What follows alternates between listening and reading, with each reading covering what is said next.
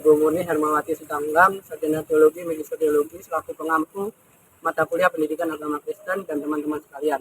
Di sini kami akan membahas tentang pemberitaan terorisme kasus bom bunuh diri di Gereja Katedral Makassar. Sebelumnya perkenalkan, saya Riki Olajuan Santoso dengan NIM 2324 10 10 10 19 dan teman saya Intan Septiudaya Gugup dengan NIM 2321 10 10 09.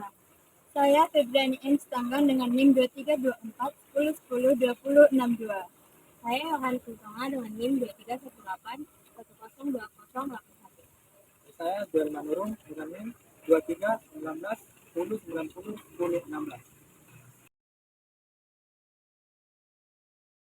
Kisah konflik antar agama telah menghiasi sejarah manusia selama berabad-abad. Meskipun zaman telah maju, kasus-kasus intoleransi masih sering terjadi. Seperti salah satunya kasus baru-baru ini yang memilukan masyarakat. Kronologi dari kasus yang kami angkat dalam video ini terdapat dalam jumpa pers di Mabes Polri, Jakarta, Minggu 23 Maret 2021. Dalam jumpa pers tersebut, Argo menjelaskan terdapat dua pelaku yang berboncengan menggunakan sepeda motor yang mulanya mereka berdua memasuki pelataran gereja katedral yang saat itu telah menggelar misa Minggu Palma. Kemudian mungkin karena telah melihat banyak orang yang keluar dari gereja tersebut yang saat itu tidak full karena ada protokol kesehatan, sehingga hanya separuh dari jemaah yang hadir di gereja itu. Sambungnya, saat akan memasuki gereja, keduanya telah dicegah oleh security gereja katedral. Tak lama kemudian terjadi ledakan. Akar masalah atau penyebab dan alasan terjadinya aksi pemboman tersebut ialah berdasarkan penyelidikan yang dilakukan dari pelaku merupakan anggota kelompok dari JAD atau Jemaah Ansharud Daulah. Kelompok ini adalah kelompok teroris di Indonesia yang sudah berafiliasi dengan ISIS. Alasan mereka melakukan tindakan tersebut adalah satu, yang pertama mereka ingin membalaskan dendam atas penangkapan puluhan anggotanya dan tewasnya dua anggota mereka atau anggota kelompoknya oleh Densus 88 pada Januari 2021. Yang kedua, alasan mereka melakukan tindakan tersebut adalah mereka ingin melakukan tindakan amalia menjelang Ramadan atau aksi menjelang suci Ramadan. Mereka melakukan aksi membom tersebut di gereja ialah karena mereka tidak menyukai atau mereka termasuk dalam Kristenovia, yaitu mereka tidak menyukai agama yang beragama non-Muslim.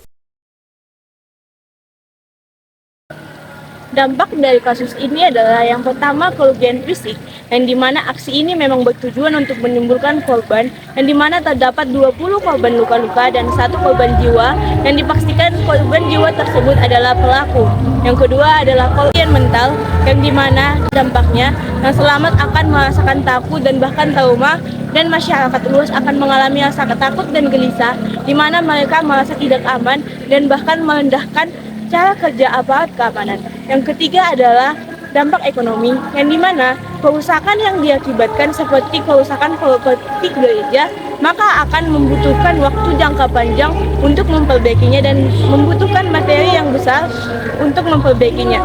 Yang keempat adalah sosial dan agama, yang dimana akibat dari serangan tersebut, masyarakat akan terpecah belah dan sulit untuk membangun persatuan antar umat beragama.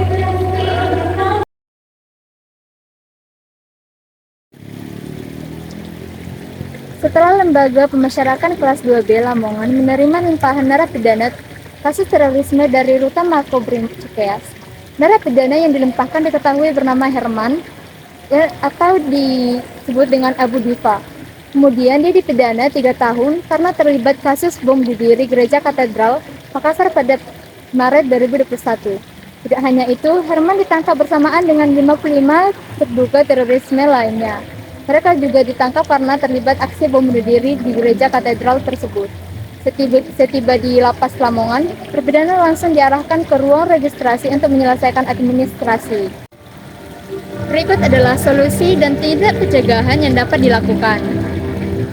Yang pertama, memperkuat keamanan dengan penjagaan ketat di pintu masuk dan keluar dengan menggunakan teknologi seperti detektor logam dan CCTV.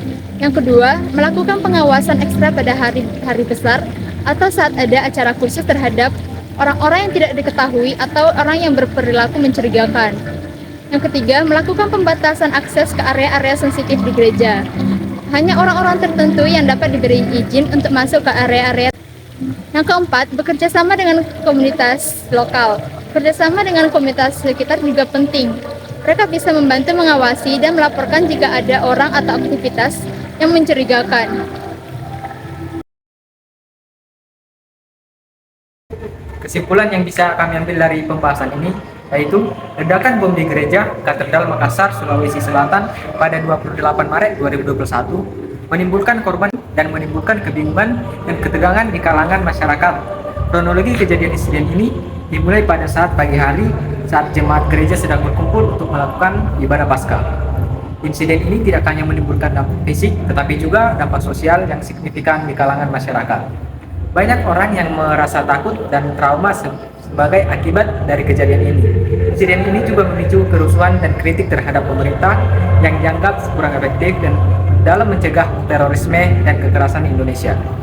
Dalam menyelesaikan masalah terorisme dan kekerasan, selain kritik, tindakan preventif juga harus dilakukan oleh pemerintah dan masyarakat secara bersama-sama. Langkah dalam pencegahan terorisme perlu diterapkan seperti peningkatan keamanan di tempat-tempat strategis, penguatan intelijen, dan kampanye sosialisasi tentang tanda-tanda serangan teroris. Sebagai masyarakat yang cerdas dan waspada, penting bagi kita untuk mengetahui tindakan yang harus diambil dan dihadapi untuk situasi berbahaya, baik tanda-tanda serangan teroris maupun melaporkan aktivitas yang mencurigakan kepada pihak yang berwenang.